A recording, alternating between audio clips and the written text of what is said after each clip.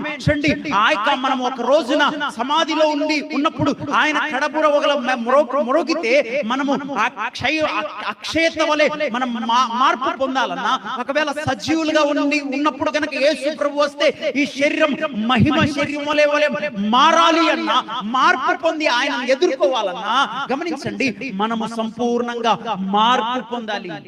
హల్లెలూయా. నా మాట అర్థమైందండి?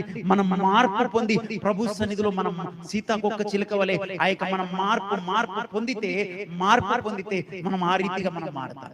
ఆమేన్, ఆమేన్, హల్లెలూయా, హల్లెలూయా. దేవుని బిడ్డలారా, నా ఆశంతో ఒకటే, ఈ రోజున ఈ సంఘములో నాతో పాటు మనం అందరం కూడా ఆ యొక్క మార్పు పొంది ఆయనని ఎదుర్కోవాలి.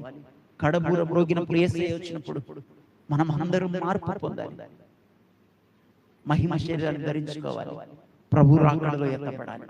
ప్రతి సంఘం యొక్క సంఘ కాపురి యొక్క ఆశ ఒకటే,